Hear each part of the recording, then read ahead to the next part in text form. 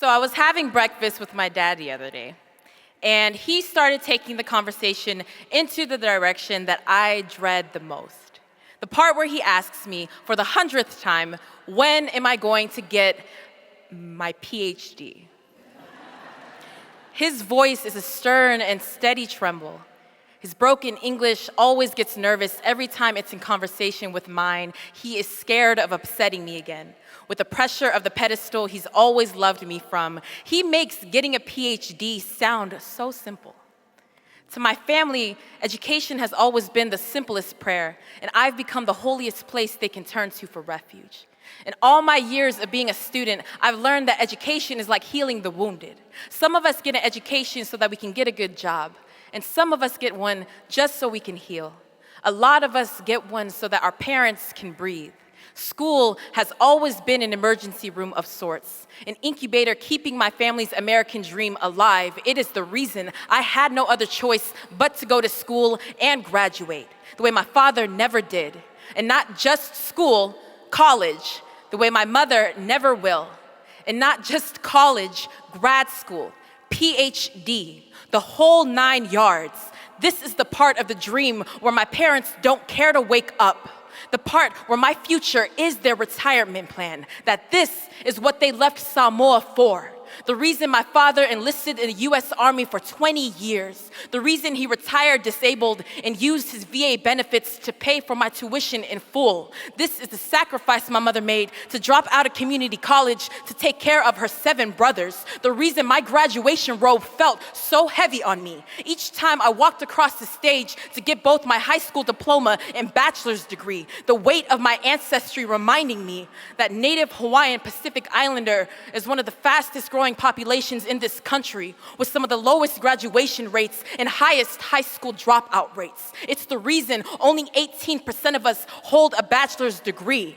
The reason only 17% of our kids met all college readiness benchmarks in English, reading, math, and science upon graduating from high school. It's the reason why out of 885 Army recruitment stations, American Samoa is ranked number 1 in the world for enlisting the most people. So for me, graduation didn't signify that I made it. It just meant that I am the one who survived. The 18%. The one that tested well enough for California to never leave behind. The one that slipped through the cracks out of the projects and into all AP classes. So I guess you can say that I was lucky enough to be on the right track. College bound since birth, an accelerated learner. The one too polite to be misdiagnosed with ADHD. The one who was always told to look ahead at my future, but never down at my feet. Look at the cracks. Notice the hands of the kids in my community grabbing at my ankles. The ones that the village was too busy to raise. The ones that the teachers are too busy to teach. The ones that are sent to detention and not the college and career center. The ones who never learn about Samoa in the classroom, but who everyone knows on the football field. The one that the coach scouts like a wolf pack, promising them an athletic scholarship, but never a college degree. The ones that military recruiters dream about before bed each night. The ones who can't tell the difference between future and failure, potential and prison, classroom and casket. The ones who were never taught that education is like healing the wounded. Some of us need an education just so we can heal, because if I learned anything about being a student, is that school never taught me how to think critically. It taught me what to think critically about. To the kids in my community, mai ainga, va mole mole, please, don't forget that you can love the village that raised you while also holding it accountable to your success.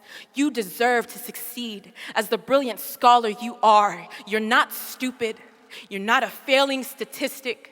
You are more than an athletic scholarship, more than a soldier with a gun. Show them that graduation doesn't get to happen without you, what it truly means to never leave a child behind. The classroom needs both your voice and your mind, the way Samoa needs your legacy.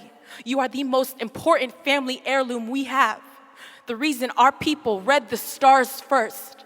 The reason the rest of the world calls us the pioneers of navigation. We have always known what we're destined for. As long as you're leading the way, you are the ocean that our islands depend upon for their survival. The reason I will graduate from USC in May if it means that I will better help you get across that stage too. My success means nothing without yours. A PhD is nothing without you, because education is like healing the wounded, and nobody deserves to heal more than you do.